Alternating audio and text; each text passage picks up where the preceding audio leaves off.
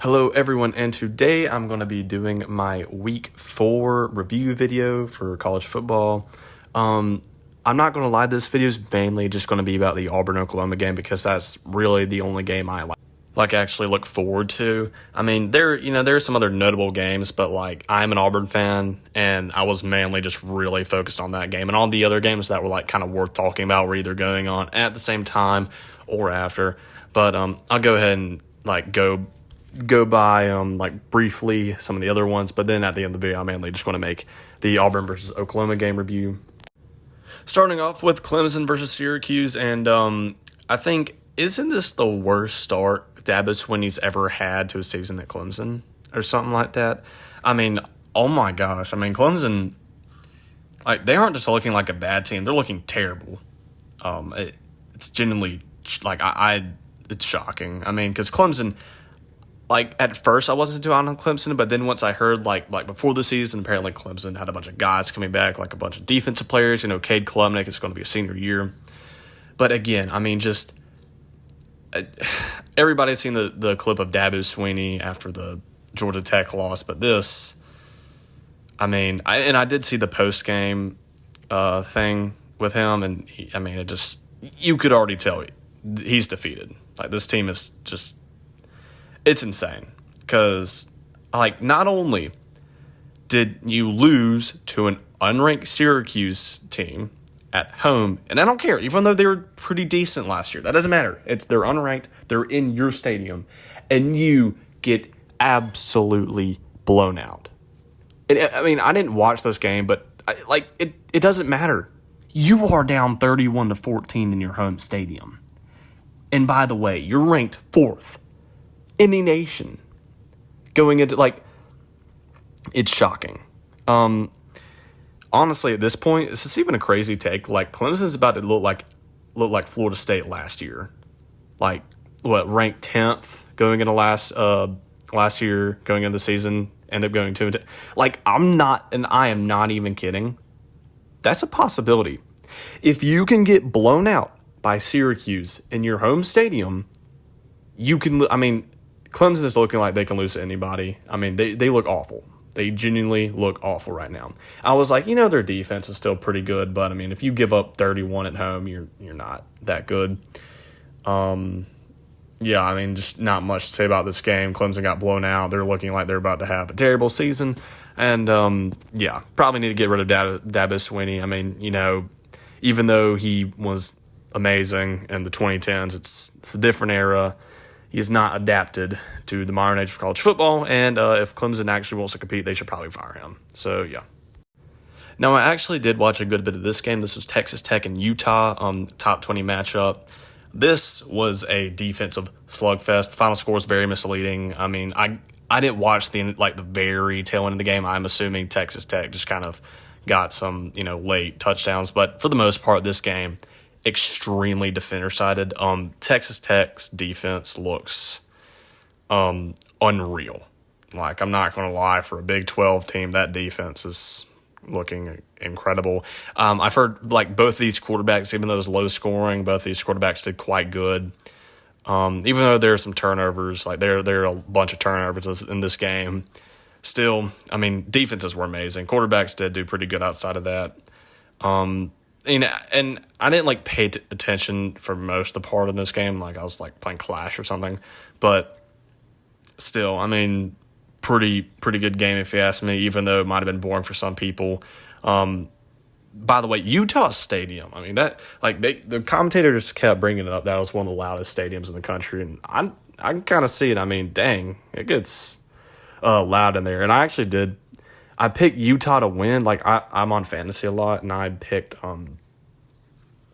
Utah to win. But at first, my gut was telling me to go to Texas Tech. But then, I was watching game day, and then every single one of them picked Utah, and I'm like, oh my gosh. If it was even if maybe one or two people picked Texas Tech, I still probably would have, went with Texas Tech. I should have stuck with them, because Texas Tech is actually looking pretty good this year, and I don't really have much to say about the game because, again, I wasn't paying attention. But imagine Texas Tech gets in the playoffs. I don't know. They have a possibility of it. Next, we have Arkansas versus Memphis. A pretty big upset. Now, Arkansas, they're usually at the bottom of the barrel when it comes to SEC teams. Now, I didn't watch this game at all until I forgot how it came on. It was in the fourth quarter, but I remember it flipped on, and I was like, "Oh my gosh, wait, what? Memphis is winning?" Because I had seen Arkansas was up by 18 at one point, and I thought going into this game that Arkansas, they might have a little bit of trouble, but they should handle Memphis easily. But fumbles happen, but you're running up the middle, it should be one of the safest plays you can do, right? It's just, how do you sell that? Not only does that happen, but there's 2 minutes left, and you let Memphis, when they have it, they run it with their QB or whoever. I don't even know what they're doing, but it would have only been a gain of 2 or 3, but then they proceed to absolutely bully you and get the first down. Well, that basically just ended the game. But how does that Arkansas player fumble that ball? And I don't even know how Memphis came back, but because I didn't watch the game. But my take on it, Arkansas is just not a good team. I don't know. This is another game I didn't watch, but I've heard about. I've watched some videos on it and seen the stats.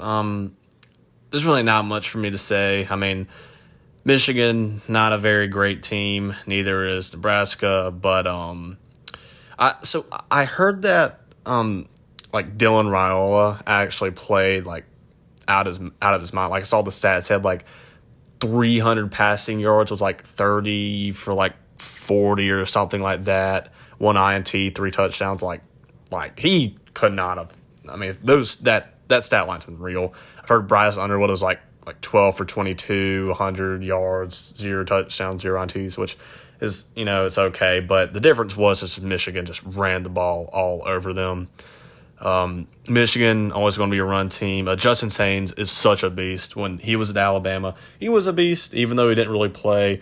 Michigan, he's doing great over there. That dude's a beast. I think he is running back more people should be talking about. Still, though, again, not the best teams you're ever going to see this year, but I was very close to picking Nebraska to win this game in fantasy. Or wait, was it in fantasy? I can't remember for sure. Wait, no, yeah, it was. So the line for this game was 1.5. Was not surprised because Nebraska, they're not a great team, but they're solid. They can put up a fight, and it was close, but again, I don't really know how this game went. Final score, is a 3-point difference, so whatever. I've heard there was some terrible play call or something before the half, and that's where Nebraska got that Hail Mary. But anyway, that's all I really got to say about that. All right, South Carolina and Missouri. This game I also did not watch a lot of. I think I turned it on. I turned it on before the Miami I finished watching the Miami versus Florida game first, and then I turned it on. I think there was I'm forgetting how much time. I think it was either late in the third quarter, or it was halfway or late through the third quarter. Lenore Sellers, he played all right. He had over 300 passing yards, which is pretty good. I think it was 18 for 32 or something. Had a QBR of 65, I think. So I think he did all right. However, you are not going to win too many football games when you have -9 rushing yards. And, I'll get to our game, Auburn in a minute, and we didn't have too many rushing yards, but -9. Are you kidding me? You would think South Carolina would be, Lenore Sellers or one of their running back, you'd think they'd get at least something done on the ground, but that is horrendous. That is awful. Missouri, that running back, I saw some of his clips. He looks like a tank. No one could tackle that guy. Missouri kind of ran all over them a lot. I think, or from when I started watching, they kind of did. Missouri's offense was kind of moving. So South Carolina just doesn't look like that good of a team this year. They look like they're how they usually are, just kind of mediocre. still, I mean, after that I can't believe South Carolina got blown out by Vanderbilt that bad. I mean, it's just crazy to think that Vanderbilt's actually might be a playoff contender. Like, it just doesn't sound right coming out of my mouth. Still, though, South Carolina defense is. I thought South Carolina going into this season was going to have that elite defense like they did last year, or maybe not like elite, but great / amazing. I don't know. Just haven't been good. Let up 31 against Vanderbilt. Let up 29 against Missouri. You know, like, Missouri's a decent team, but they ain't. I mean, maybe they're better. You know, they're probably better than they were last year, but, like, come on, man. Like, you're ranked 11th and going into the season, so, like, what are we doing? You know? So, that's really all I got to say about that. South Carolina's future not looking bright. Missouri, I think they're looking like a decent team. Yeah. Next, we have Miami versus Florida, and this is another game I didn't really watch. I watched, I think when there was like 9 minutes left in the game. I think I'm trying to remember if it started at the same time, like around when the Auburn-Oklahoma game was going on, because that was probably the reason I didn't watch it. Well, no, because I was at like 6:30, so I don't, you know, I probably just was doing I forgot what I was doing. But, yeah, Florida I mean, I've said this to multiple people now. I think Florida right now is looking like Auburn was in like 2022, 2023, 2021, stuff like that. Florida's in an awful, and I mean an awful situation. Now, their defense is looking pretty freaking good. I mean, if you're holding Miami to, what was it, like 26, like, I mean, if you can do that to Miami at home, that's pretty good. I mean, even though you lost to USF, and, you know, USF offense doesn't look too good, held them to, like, you know, 16, held LSU to 20 at their home stadium. So that Florida defense is actually looking pretty good. But besides that, I mean, Florida literally cannot move the ball. Like, you're talking 10 points at 10 points at LSU. Now, you know, there was that, you know, huge pass I got called back against LSU. But besides that, like, couldn't score at home against, I mean, not FSU, USF. Couldn't score more than 12 against them. Only scored like 10 against Miami. Like, it's, I don't know, bro. Florida just looks like it's just sad, honestly. Billy Napier's done terrible. Florida's offensive line is awful. Receiving group, I don't really know how great they're supposed to be. Can't run the ball. DJ Lagway, he's a decent quarterback, 5-star coming out of high school, but just has not found success at Florida. I mean, players are very undisciplined. I mean, it is honestly just sad era for Florida. I mean, I genuinely do not know if Florida is going to win more than 2 games for the rest of this. I mean, 2 games, honestly, they might really only win 2 more games. I mean, do they even play anyone else that's unranked? Like, I can't remember their schedule off the top of my head, but, I mean, they just play so many top 25 teams. It's ridiculous. Like, it is the hardest schedule in the nation. Like, I mean, and they already lost to, like, the easiest team they're going to play in USF. Like, I don't know if they play, like, another, like, decent. I mean, they play, like, Kentucky, I think. I mean, maybe they can beat them, but, like, shoot, I don't know. I mean, at least Kentucky can move the ball a little bit. Florida can, I mean, dude, Florida's in just an awful position. But, yeah, that's really all I got to say about that. Miami, Carson Beck did not really play great. What, he have, like, I think he had 0 passing touchdowns, one INT. He was like 50% completion, like 100, like maybe 150 passing yards. I can't remember, but yeah. So he did all right. But you know, Florida's defense, got to give them credit, they're pretty good. But still, man, I mean, Florida, just not a good team, and Miami is looking to be a playoff team. So, yeah.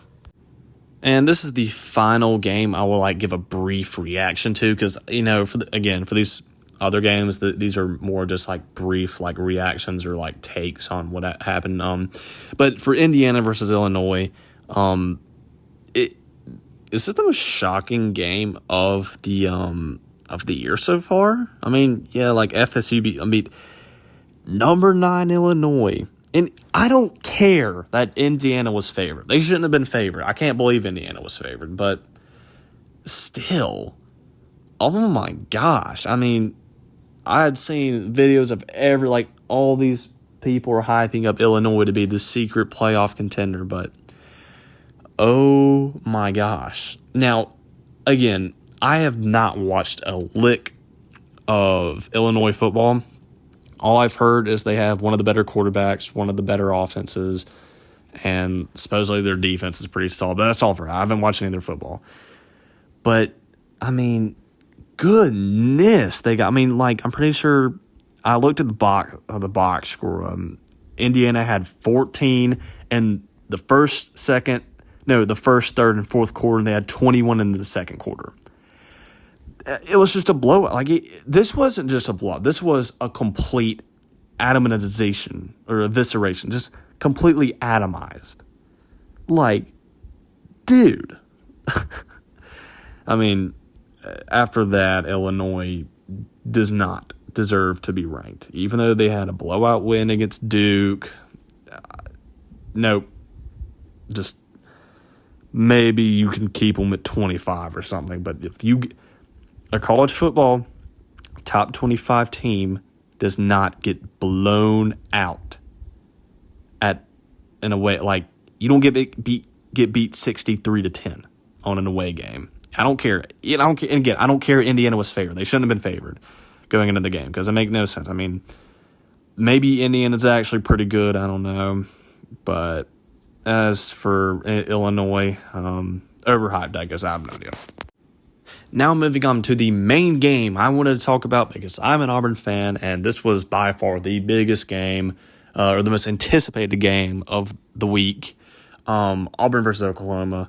And before I even talk about anything in this game, I just want to say this is a great game. This is an amazing played game, defensive slugfest, close, very close, but and I mean, I guess just a brief statement because I actually thought this is one of the best games I've watched all season. I mean, I think this is top 5 for sure from an entertainment perspective. But anyway, jumping into the actual game itself, from the kickoff and, Auburn, we get the ball first. About a worse drive as you can put together from the start. I mean, 3 and out almost instantaneously.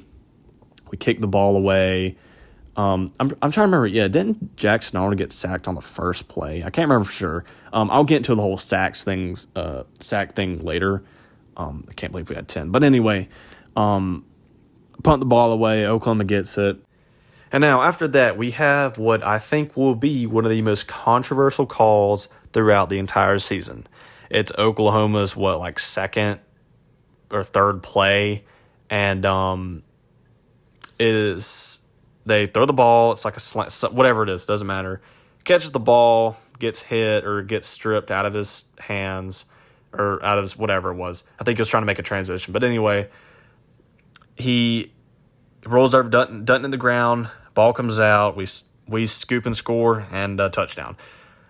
Now, if you want my honest opinion, I'm more in favor of it being a touchdown or a scoop and score because, and I'm not even saying this as an Auburn fan, he initially catches the ball. He maintains possession up until he is putting it into his arm. I mean, I'm not sure what actually counts as being secure. If you initially catch it and then you let's say lose control of it once you're transitioning over to put it in your armpit or something like that, just securing the ball with your arm more. I don't know if that counts as incompletion or fumble if it gets knocked out. Because initially, here's the thing, and I'm not really I wouldn't be mad if they initially called it like an incomplete pass, but the problem is the original call was a touchdown. I don't see how there's enough video evidence to overturn that. He catches the ball. I think it was a catch at first, and it looks like it got knocked out of his hands. Like, that's from what it looks like on first glance. Like, and even if it's not, like, it might be incomplete, sure, but like, I don't see how there's enough it has to be indisputable. You cannot, like, it has to be 100% fact. You cannot, like, it's very clear, but I don't see how they made it out to, like, yeah, this is definitely an incomplete pass. Like, I don't know. So, our defense, though, it cost us 3 points, I think. Couple drives later, Auburn, we go, 3 and out again. Or, we go 3 and out, but what's our freaking kick returner? I don't know why. I think this is our third drive. But I don't know why he tried to return. Like, again, he wasn't aware, but still, you need to be aware of your surroundings. He tries to return it when he's at, like, the 5-yard line, so he gets brought down to, like, the 10. So we go 3 and out, have to punt it almost immediately. Bad snap. Our punter. Look, even though it was not a good snap, you should at least try to kick it. I don't know. Like, why would you not at least try to kick the ball? Even if it gets blocked, like, let's say let's say it did get blocked. You either get the punt blocked or you get sacked. Either way is not good because they're going to have the ball in your territory extremely close to the goal line. So it's not like you're going to be, like, somehow holding on to it. I mean, sure, you might hold on to a field goal. But still, I don't know. It was just I think he should have tried to at least punt the ball. Still, though, bad snap. Oklahoma gets it. We didn't get a sack, but I'm pretty sure they had, like, a holding. So it was, like, back at, like, what was it, like the 25, like 20-yard line. And this is where Oklahoma, and this is also going to be an extremely controversial call or missed call, because this is, like, to me, like, again, I am not the type of guy to blame things on the refs, and I try to avoid it because I think it's kind of like loser mentality. But it is clearly explained in the official rules of college football that you cannot fake a substitution. I will put it up on the screen right now. So this right here, I know it's cropped out weird because, like, I think the first picture I use for the intro of the video kind of determines on, like, how the rest of the pictures can be framed.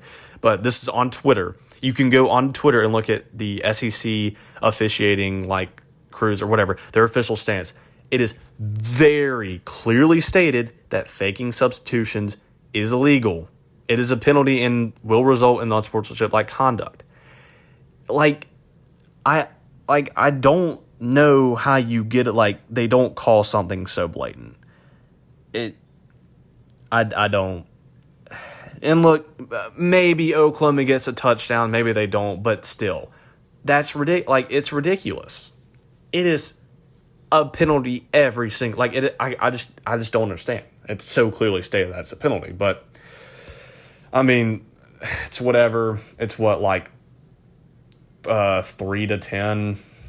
So, it's still a one-score game. No, I think after that it was later. Yeah, it was late in the second quarter. But in between all this, it was just a defensive slugfest. I mean, oh my gosh. I mean, and Oklahoma's D-line just, ate us up. I mean, our offensive line cannot do anything. Now, I will say some of these sacks are not entirely Jackson Arnold's fault. Or, a lot of them are, but not all of them are really the offensive line's fault. I mean, a lot of the time Jackson Arnold was holding on to the ball for like 3.5 seconds, which, great blocking for the offensive line against one of the better defensive line, like one of the best defensive lines in the country. But he would hold on to the ball for here's the thing. You cannot hold on to the ball for that long without at least having the awareness or like expecting someone to be in the process of running at you. Like, if you hold on to the ball for 3.5 seconds and you're thinking, oh, no one's touched me yet. Well, someone's probably about to, but he sits there and acts like no one's even around him. Like, you got to get rid of the ball. Like, you just got to have more awareness. Like, the second, like, you hold on to it for like 3 seconds, you got to be like, all right, I got to make a decision now. So there are a lot of sacks because of that. And also there are like 3 sacks on that last drive of the game, but the game was already over at that point. Yeah, I mean, a lot of sacks on our part, but also our defense, like even though we gave up like 10 sacks, like the fact that we kept it a 1-score game and we're winning in the fourth quarter was unreal. Our defense, I'm not even kidding. I think we might have a top 7-8 defense. And I don't even think that's that might not be a crazy take, honestly. I mean, if your offense gives up 10, if I was going into this game thinking, if I was going into this game and I saw that Oklahoma ended up having 10 sacks, I would have thought we got beat by 40. We were winning going in the fourth quarter, or midway through the fourth quarter. That is crazy to think. It's just insane. Our defense played. I will have no criticisms of our defense for the rest of this video. They really couldn't have played much better. Secondary played just so much better than I thought they would. It was insane. Defensive line was all our linebacker or just our front seven. They were all over John Mateer. I'm pretty sure the longest running play he got was 9 yards, and that's it. Oklahoma only had 20-something rushing yards. We only had 40 or 50, but I am shocked with how our defense played amazing. I think that was by far the best defensive game we've played all season. Yeah, you could say the Ball State, but that doesn't really mean anything. I think we played better defense against Oklahoma than we did South Alabama. But unreal defensive performance from both teams, but even especially for Auburn. Now, I don't think our defense is necessarily better than Oklahoma's, but just for the Oklahoma's offense did better than our offense, and our defense just so amazing performance. But anyway, back on track to what actually happened. I did forget to mention that on that same drive that we did have that horrible or before we punted the ball, we did have some field position. We had that huge throw to Cam Coleman. So we got we were at the 40 after that, and that was kind of when the whole punt thing happened. So then Oklahoma was at the 25, and then so I think we could have held them to a field goal. But anyway, moving on. Yeah, all in between was just defense. The other very controversial call was even though we ended up scoring the touchdown on this drive, it is fourth and whatever it is. There's there's 7 minutes left of the game, and it's 3rd and 10 or something. We go for the trick play. Eric Singleton. We fake it to him, goes for the pass. Cam Coleman gets absolutely obliterated in the air. He gets tackled in the air. I cannot believe that. The ref wasn't looking, but still, you have a replay, but it's just insane. I'm not we had a lot of problems ourselves that lost us the game, but I do think the refs were another huge, if not the majority of the reasons why we actually lost this game. And you might be saying, oh, well, we scored a touchdown this drive, so it doesn't really matter. Yeah, it does. It ate off so much. That drive was 7 minutes. It's just so stupid. Jackson Arnold ends up scrambling, getting the 4th down conversion, and, we get the touchdown and all that. But, I don't, our defense, I don't really blame them for giving up that last drive. For giving Oklahoma that touchdown last drive, because, our defense can only play that elite for so long. But more specifically with that drive, there's like one last call I'm really going to talk about, and that is the catch, that the biggest catch Oklahoma made all night, that the biggest play at least, where John Mateer just airs one out to that Oklahoma receiver. Like, and at first it is ruled incomplete. They go into the replay booth and say it's a catch. Here's the thing. You cannot rule that, or you cannot overturn that call. Like the logic they're doing, I don't know what kind of system, what logic they're going off of. But if you're ruling that a catch, you should have ruled the first time, the scoop and score one, you should have ruled that a catch also, because it's essentially the same thing. Because the Oklahoma player, he initially catches the ball, but then loses control of it, gets knocked out of bounds, for the second one at least. So by that logic, it should be an incompletion, because the first one, he did the exact same thing. The Oklahoma player catches the ball in the air, comes down with it, loses control, gets it knocked out or whatever, and then it should be a scoop and score. I don't know how, like, if you're going to say that first, like, the scoop and score that got overturned, if you're going to say that was an incompletion, then you have to say that. Like, I don't see how that's not. It is essentially, I mean, they're very similar plays. I don't get it. So that, I'm not going to say that lost us the game because Oklahoma had already got a little drive going, but that essentially really kind of put them, like, ahead of us by a good bit. I know our offense really wasn't going to be able to recover from that, or it was going to be extremely hard for us to recover from it if they did get it. And yeah, they get the touchdown. John Mateer runs it in. And yeah, that's pretty much the game. We just, like, at the end of the game, I get it's not likely that you're going to air one out to Cam Coleman and he's going to, run it all the way for a, like 90-yard touchdown. But, like, just try, man. You took 2 or 3 sacks or something like that last drive. You didn't even at least attempt to put it up. Like, and Jackson Arnold, if I were, like, evaluating his performance, it's not what he did do, it's what he didn't do. He did hold on to the ball for too long, but he also missed some wide open receivers. He didn't realize his he was very unaware of his surroundings at times. He wasn't, again, credit to Oklahoma's defense for, covering us very well. Their defense played outstanding, but, like, you gotta make a decision, man. He didn't really know. He looked like he had very bad awareness for a lot of times in this game, or through a lot of different plays.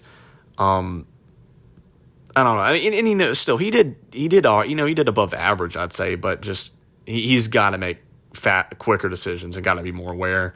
Offensive line got bullied for, like, most of the game. There were some times where they did get Jackson Arnold some opportunities to make some big time plays, but Oklahoma secondary did really well covering us, and he held on the ball for too long, and they got sacks off that. Even when our offensive line did block really well. There was that one play where, like, what was it? That guy literally got pancaked by a running back, but he still made this. I don't know if it was a sack, but it was like basically a no gain, or we didn't gain any yards off it. It's kind of ridiculous, but yeah, there was that one drive where we, and honestly, this would have been the difference in the game. Cam Coleman just torches this defender. Stutters for just a split second, and Jackson Arnold overthrows him by just a bit. If Cam Coleman would have kept running, I think it's a touchdown, and we would have been in really good position to win the game. That, unfortunately, was just a couple of inches off. And then the play after that, Jackson Arnold misses this, that has a very, very bad throw to this guy running a slant route, just completely overthrew him. And then we have to kick the field goal. We missed the field goal. That was also pretty big. Here's the thing. Like, and praise for Alex McPherson. That dude has gone through a lot. But I knew once we got out of, or like in a long field goal range, like we weren't going to be able to make a field goal from like 50 yards. We didn't. And the defense also held up. Like, again, like, if our defense wasn't as great as it was in this game, this game wouldn't have been close. But, oh, my gosh. I mean, I cannot give the defense enough praise. But anyway, back to the offensive side of the ball. There are times where we looked like, again, like we just had a lot of mistakes that, and this is the good news. These mistakes are correctable. They can be fixed. It's not like, and I'm sure they might have some, we might have some lasting problems with them, but, they're very fixable. And I would say, as an Auburn fan, I am not mad about the outcome of this game. I did not expect us to win. And I didn't, if anything, Auburn exceeded my expectations because I didn't expect us to keep the game this close. I mean, this was essentially a 3-point ball game. I mean, man, it was just such a good game. If anything, I would be, I'm pretty optimistic about the rest of the season. I don't think we're going to just beat Georgia, Alabama, upset all these huge SEC teams, although I think we can. I think I'm more confident in us doing it after this game because it has shown that we can go out and compete with, I think Oklahoma's a top 10 team. I think they have debatably a Heisman quarterback, and they have a top 5 defense. And we went out there and gave them a run for their money. So I think that shows that we actually can compete with the best of the best. I mean, maybe not like Ohio State or something, but I mean, for the most part, I think we can compete with a lot of these teams in the top 10. As for offense of the future, got to run the ball better. We might struggle running the ball against teams like Georgia or something like that, or Alabama, but Oklahoma, again, they got a great defense and it was away. So it's going to be tough. And even if we don't rush the ball very well, I'm confident that our defense is good enough to limit rushing yards by. I mean, I am still shocked we only held Oklahoma. We held Oklahoma to only 40 or 20 something rushing yards. Just unreal. But yeah, again, I think this game in large part came down to our mistakes, but I think for the most part, officiating. I mean, just from the illegal the fake substitution, from the very missed pass interference calls. And by the way, on that same drive where that guy basically tackled Cam Coleman in the air, the very next play, we try to air one out to Eric Singleton. And no. That was after Jackson Arnold got the first down, but after he airs one out to Eric Singleton, or maybe it was Malcolm Simmons or something, but he gets held really bad too. They didn't call that, and they eventually called one against Cam Coleman, which allowed us, do the jet sweep to Malcolm Simmons. But yeah, I think our offensive line, our center did go out for a bit, but that didn't really affect us too much. I mean, the whole offensive line got blown up a lot. I wouldn't say our offensive line played terrible, but they played below average. They did not play good. I'd say if I had to grade their performance, it was a 3 out of 10, maybe a 4, but that's maybe pushing it. QB play was all right. Defense, defense outstanding. Could not give them enough praise.